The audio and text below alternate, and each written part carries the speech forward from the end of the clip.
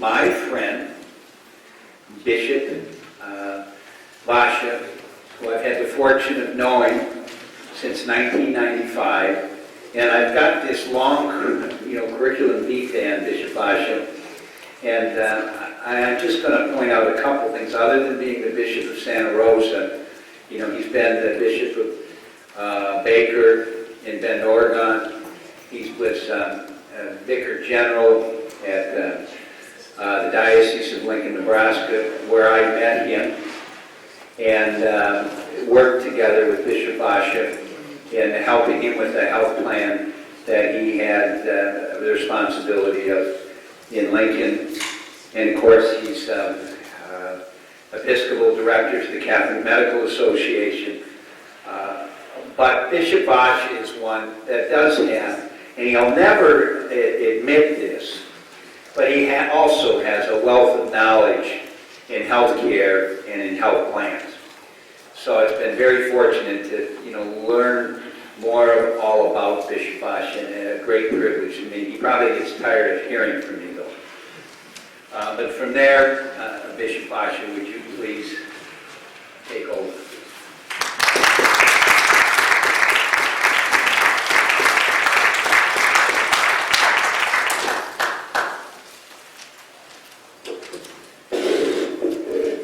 Thank you, Mike. It's good to be here with you, and I'm looking at the schedule, and I see that there's a group of speakers from 1 to 3. I'm presuming that I have 2 hours, and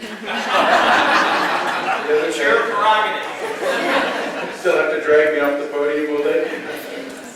I will show you the sign if you go too far. Please do, please do. I will try to keep my remarks relatively brief, because despite Mike's claim that I have some knowledge of healthcare, like many of you, I have strong opinions, but I'm not sure how much knowledge I actually have. I've been involved in healthcare and reading healthcare plans for the last 16 years, and it was Mike O'Day who dragged me into this. And I was first introduced to the necessity of monitoring health plans back in the Diocese of Lincoln in 1996. Mike had visited us in 1995. But in 1996, I was going through the review of the diocesan healthcare plan for the priests, for the religious sisters, and for some of the laity in the Diocese of Lincoln. And the renewal person from Blue Cross Blue Shield came, we sat down, and he showed me last year's renewal, and went through and had this one sheet and had these bunch of boxes to check off the things you don't want and the things you do want, and it had the Vicar General's signature at the bottom having approved the plan. And I looked at the previous years and I said, but contraception isn't excluded. And he said, oh, that was an oversight, let's put an X there.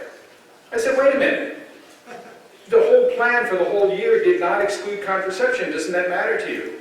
Well, it's excluded now. I said, wait a minute, that's all it means for you to monitor this plan, that these procedures and processes which are either prohibited by Catholic teaching or not, it's just a check on a box for you? I mean, don't you personally have a vested interest in this as a Catholic man? Well, whatever my clients want, that's what I'll do. I thought, there's got to be a better way. And I said, what benefit do we derive in terms of our cost for excluding some of these provisions? He said, none. So my premium stays the same whether I exclude those things or not. That's right. So what am I really paying for in my premium? What you find out with most insurers is that most of that money goes into a pool, and out of that pool they pay all of the expenses for all of the people who are insured by that particular set of investors. And so the money of the Diocese of Lincoln was being pooled to pay for abortion, contraception, sterilization,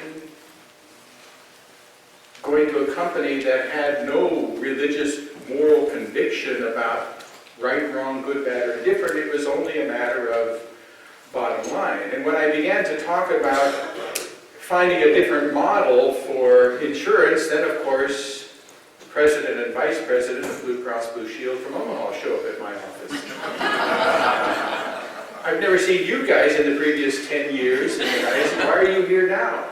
And it dawned on me that even though our plan was relatively small and had 150 employees in it, it was major income for the insurer. That even my little plan, the plan of the Diocese of Lincoln at that time, was big enough to get the attention of the brokers and the CEOs of Blue Cross Blue Shield. I said, you guys can't possibly care that much about this plan, it's too small.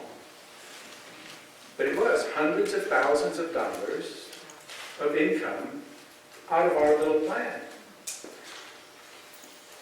Got me to thinking about healthcare and the costs of healthcare and where those dollars go and how those dollars are expended. And in visiting with Michael O'Day, determined that we could, in the Diocese of Lincoln, establish a Catholic plan, that we could self-insure, that we could assure that every element of the plan covered Catholic values and principles, and that we could really feel good that we're not in any way participating in the contraception abortion market. That was important to me, and we did it. And I'm very pleased with that.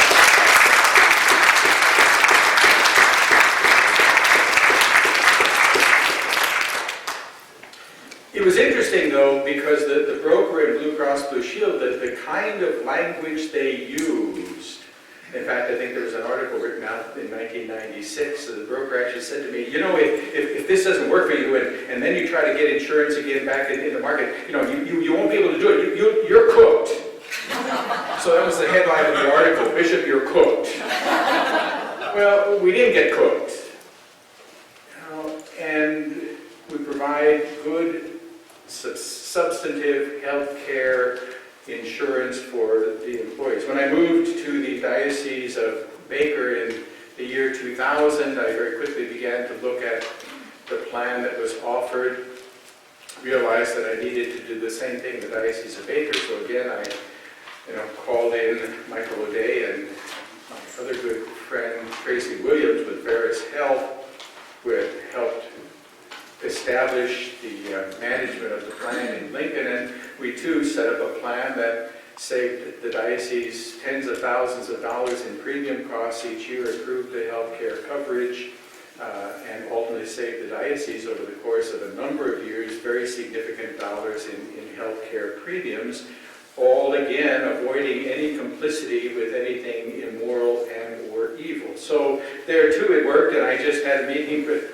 Michael O'Day, and I went to my third diocese, with Michael O'Day and Tracy Williams day before yesterday on Wednesday to take a look at the Diocese of Santa Rosa plan for the priests, for the laity, and for Catholic charities, and have initiated a discussion about establishing, again, a self-insured plan for the Diocese of Santa Rosa to avoid, again, any and all complicity with evil and with those who support and condone evil. So, pray God that way.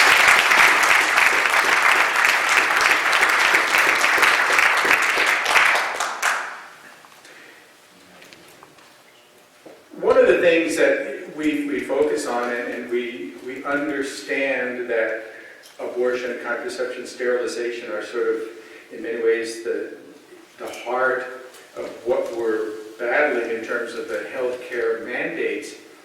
But when I sat down with Tracy, and when I recently asked my Blue Cross Blue Shield provider to provide me with all of the CV codes, I said, oh, wait, we can't do that. There's 20,000 of them. I said, I want them. He hasn't given them to me yet. I said, I want to read them because if I'm going to be a conscientious consumer, I need to go through that list of charges and determine which ones, according to my mind as bishop and as chief teacher of the diocese, are consistent with Catholic moral teaching. They said, you can't be serious. He said, I am serious. It's my job. I cannot buy something which may include complicity with evil if I have the ability to forestall that. So I want to see the codes. Now, fortunately, I'm working with Tracy Williams and Various Health, who has done a lot of that. But back in Lincoln, back in 1996, we went through a number of the codes. And I saw in the Blue Cross plan that we had that self-inflicted injuries were excluded. And, you know, I understand the reason for that. But I asked Tracy, I said, so this means that if we had a family in our plan and had the horrible misfortune of having a teenage son or daughter attempt suicide and ended up in the hospital for 3 weeks, you know, and bills of hundreds of thousands of dollars, we're saying that's not covered? I said, certainly it's not covered. Self-inflicted injury. I said, is that Catholic? He said, no. I said, can we cover it? Yeah, if you want. I said, yeah, we want to cover that. Because it's a rare event, but as Catholics, we don't turn our back on people when those kinds of rare events occur. It is a time for the church to be there, and our health insurance should say, we're there with you. Blue Cross doesn't think so. And I won't do business with people who don't think like I do.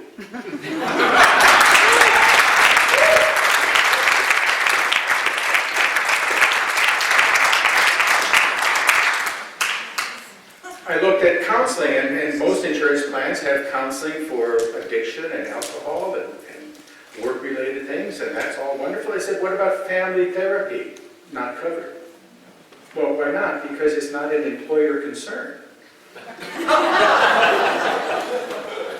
I said, but it has to do with family health. Can we add a provision that will cover, you know, couples therapy, provided they're married? And as Tracy reminded me the other day, we created a definition of marriage as a legally recognized relationship between one man and one woman. It's part of the definition of our health plan. Yeah, we offer benefits to spouses, and we define spouses. Now, back in 1996, even though I didn't think I would ever be in California or face the things that I'm facing, I said, I think we need to define it. And we did. And we covered family therapy. Now, whether the service was ever used, the reality that it is the plan. We cover the costs, however nominal they may be, of natural family planning. You know, either the charting or the visiting or the practitioner fees that are associated with learning the method and utilizing the method over time. A nominal kind of expense, but something that we, I think, should look at. You know, you find out odd things when you read codes. And Dr. Hilders, you can help me. There was something on there called the hamster penetration test. Oh my goodness. Is that still out there? I don't think anybody does it anymore. Okay. But about 15 years ago, they take a hamster egg and a human sperm, and it was a test for the penetration of the sperm into the egg. It was called a hamster egg penetration test. Okay. I said we're not covering that.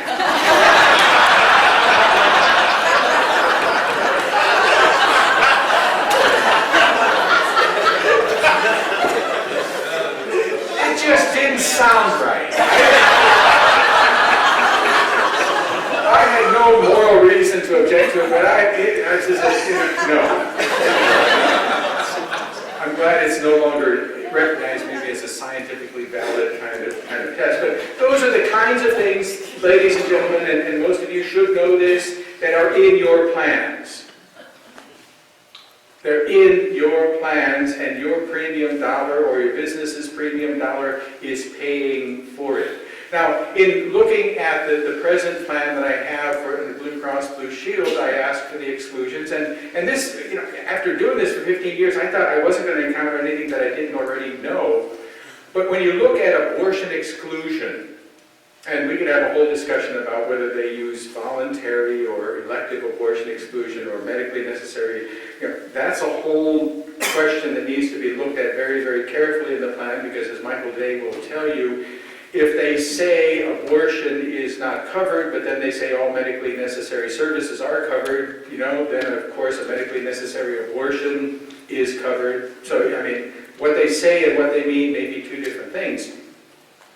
But when I looked at the exclusions of our diocesan plan excluding abortion, and they give me a list of what's included under that.